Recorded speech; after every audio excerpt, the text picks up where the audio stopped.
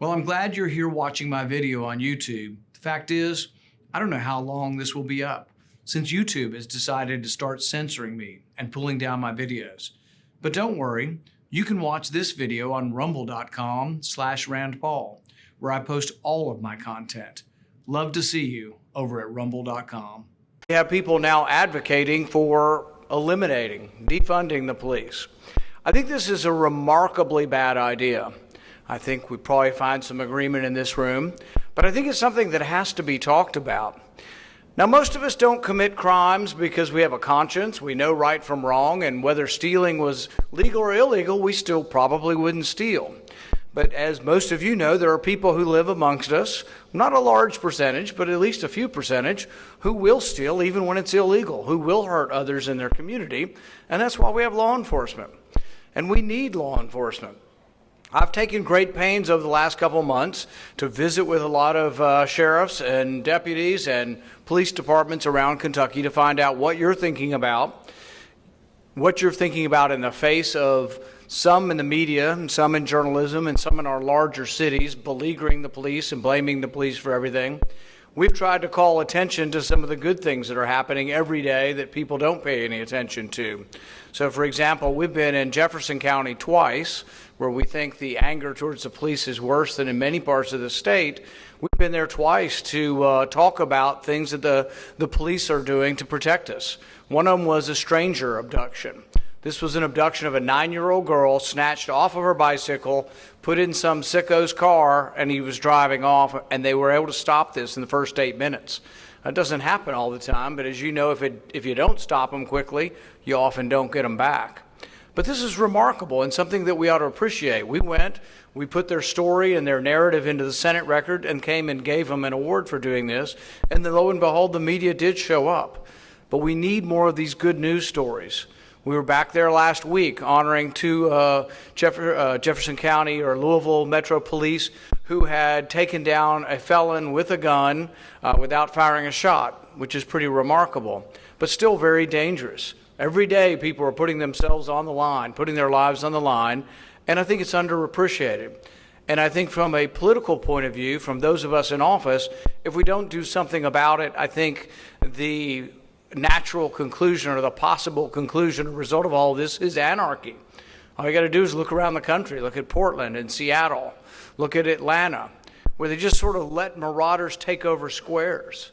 You want to see one of the saddest things was this little girl, Secoria Turner, who was shot in Atlanta by thugs who took over the Wendy's. You remember there was an altercation with a taser between a policeman and this and that, and people can figure that out. But the thing is, you can't just let the whole Wendy's and the whole zone become a lawless area where people are intense with guns and knives, etc. This little girl and her mom took a wrong turn and were shot. And, seeing the poor weeping father who's saying, my girl's life mattered. Why doesn't anybody seem to care about my girl? But it takes law enforcement, and it can't be the public versus law enforcement. One of the things Washington said about our country was that a democracy or a free people, a constitutional republic like we have it, requires a virtuous people. And what he meant by that is what I began with, is that basically most people do obey the law. If everybody in Warren County had no God, no right and wrong, and did whatever they wanted and believed that violence was the answer, there wouldn't be enough police. There wouldn't be enough sheriff or deputies. Fortunately, what happens is we do have virtue, for the most part. Most of the people are virtuous people, and that's how we exist. But it's important that we keep those values, that God, country, that our rights are derived from our God. Those are all important and incredible things. It's also important that we know that there are boundaries, not only to the police, but also to government in general. And often people ask me, well, what about the police and the Fourth Amendment? And I say, you know what? I think the local sheriffs, the local police actually understand the Fourth Amendment better than they do in Washington, because you deal with it every day. You have to get a warrant.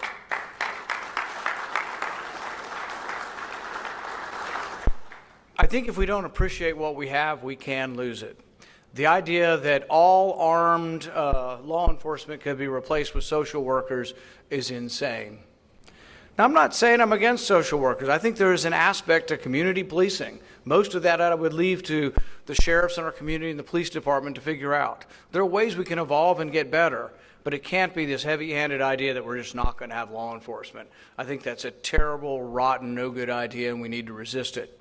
So for my part, I'm going to continue going around listening to you as we go around and have smaller meetings. If you have suggestions for us to come to your community, if you have people in your department who you think it would be good to honor for a service, it doesn't have to be a kidnapping.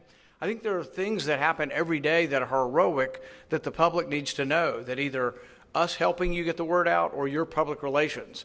I mean, how often is it that you get a call and you show up and it's a 92-year-old woman who's home alone and lost and confused, and she needed help?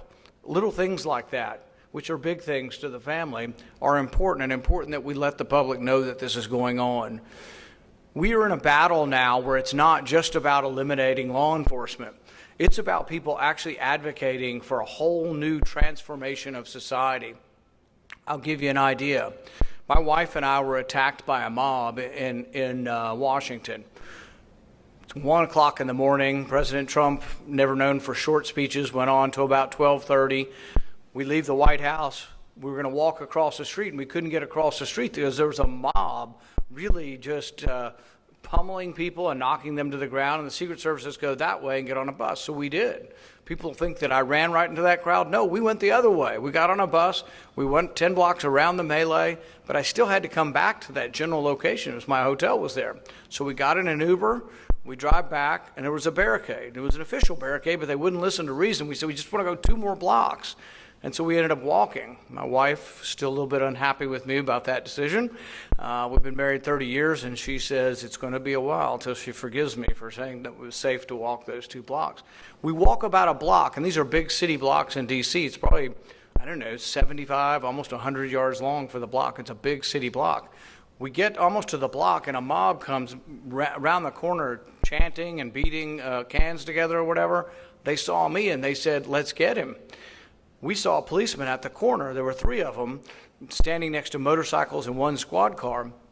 As they came at us, we quickly walked over and stood very close to the police officers, and the crowd came around us. At first, it was probably 10, 15 people spitting, throwing fluid on us, pushing up against the policeman. But then it was 30 people, and then it was 100 people. Closer and closer and closer. Literally, the circle is like this big with myself, my wife, and 2 ladies pushing and pushing and pushing. And I bent over to the officer and I said, we need reinforcements. I don't think he knew who I was, and I'm not going around saying, hey, I'm so-and-so, you need to do something. But they all knew who I was, and we needed reinforcements. For about 10 minutes, we stood there with the crowd, and we really thought we could die even with the police there. That's really what we felt. Finally, about 8 policemen came, and many of them they were on bikes, but they used their bikes to keep the crowd back. At one point, as we're making our way with about 8 policemen plus the 3 helping us, as we're going, one of the policemen is violently pushed back, and he's falling back over a curb, and I grabbed the back of his flak jacket to stabilize him because I figured once he's down, we're next. Here's the way the Associated Press reported this, and this is the problem we have. There is a problem with bias in the media. There's a problem with bias in big tech. This is what the Associated Press reported. The Associated Press reported that a policeman was jostled. How many people think a policeman being violently pushed back through his bicycle almost to the ground is being jostled? That's a lie. These people are lying to downgrade it. When someone came up and said, oh, the person that might run against you wants to defund the police, and I said that to the AP, you know what they said? They said that I have differences with him on policing issues. Do you think that adequately describes the difference between defunding the police and not defunding the police? The media often aren't being honest with you. Now, many of our local media are better than the national media, but the national media has an agenda, and we have to be aware of it. We survived that attack. One of the police officers was hit above the eye and required stitches. You know what they did with the guy who hit him? They arrested him. Do you know when he was released? An hour later on his own recognizance. I frankly think if you assault a police officer, if you're caught in the act of assaulting a police officer, you should be held until the trial.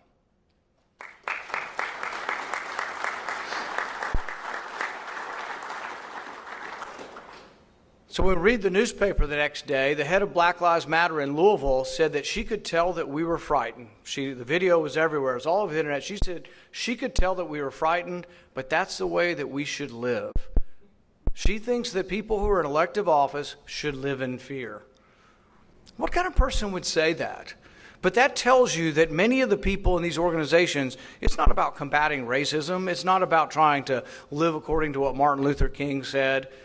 It's about wanting us to live in fear. I don't wish that of my worst enemy. I've spent a lot of the last 10 years going to the western part of Louisville, trying to make things better, encouraging private donations and governmental help to people who live in the west end of Louisville. I don't wish harm. I wish it were better. People are shooting people, but you know what? Of the killings that are going on in Louisville, they have more murders per capita than Chicago. Do you think that's the police killing? You would think by what you read, that's the police killing people in Louisville. No, it's people killing people in Louisville. And it's not an easy problem to fix. I'm not here to say I know how to fix the murder problem in Louisville, but I know it's not getting rid of the police. So we have to think this thing through. And we have to be very, very careful. We don't let people take over our government and our society who want to transform us into something totally foreign to what we are. I firsthand had my life protected that night in D.C., but I was also there at the ball field when Steve Scalise was almost killed. I was about 20 yards from him. I was in the right field batting cage when he was at second base and shot in the hip. We could see the blood trickling down from his hip, and it just looked like a small wound. I thought, well, maybe it won't be that bad. Looks can be deceiving. Went through his femur, the head of his femur, went through his pelvis, went through his bladder, went through his intestines, and I think nicked his iliac vein, which is probably about this big around, and you don't live long. If it was the artery, he might not have made it. He had his entire blood volume transformed. He was taken by life flight. They couldn't close him for several days. He barely made it. He still plays on the team. One leg shorter than the other. He can't run very fast, but he still has a good attitude. He's out there. But we would not have survived that day without law enforcement. And they were armed. Guns deter violent people, other violent people with arms. And we're going to have that in our society. And we have to be very resistant of letting anybody change that. I want to end on one thing, which is a slightly different subject, and that's COVID. You're seeing it everywhere. Even probably almost everybody's been either had the infection or been vaccinated by now, but people are still getting it. If you get it, there is a treatment. But here's the rub, and many people don't know this. You got to ask your doctor for the treatment fairly early on. And it's hard to know. You feel like I'm doing pretty well, I don't need the treatment. And then you're feeling bad and you say, I got to go to the hospital. And they say, once you're in the hospital, they won't give you the treatment. There are a couple treatments that I think are helpful. One is inhaled steroids.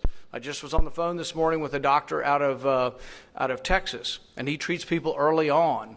It's approved, but not specifically approved for COVID. But when you get in the hospital and they put you on a ventilator, what do they give you? High-dose IV steroids. But this is more directly towards the lungs, unlikely to hurt you, and there are people treating with it. I'm not saying I can give it to you. Call your doctor and ask them. The other treatment is monoclonal antibodies. These are antibodies that have been synthetically developed that attack the virus. So if you're over 65, you're at pretty good risk. If you're overweight, you're at risk. So if you do get it, you're getting sicker. You may not get this day one, but really if you've got a bronchitis and you're coughing, ask your doctor about it. I've helped 2 patients get it in the last week. They wouldn't have got it had I not made several phone calls for them.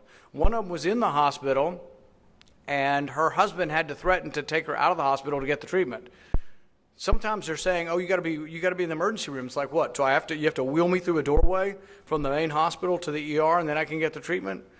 Things like this, we've politicized this disease so much, and I think we could pull together and get through this, but we have to be aware of, yes, the vaccine helps.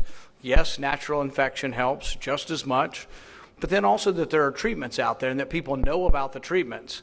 So there are treatments. If any of you get sick or your family members get sick over a certain age, if you're over 65 and your spouse is sick and you're living with them, they'll actually give you the monoclonal antibodies if you don't have it yet.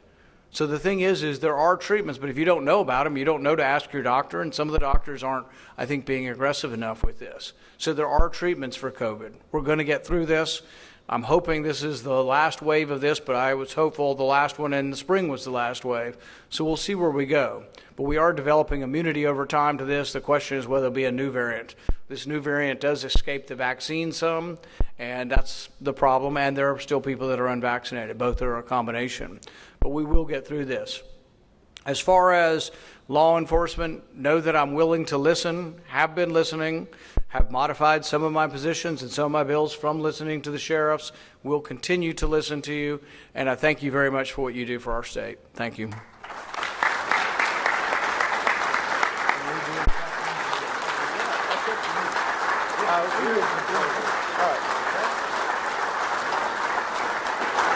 If you need assistance with federal agencies, please contact our Bowling Green office or visit our website.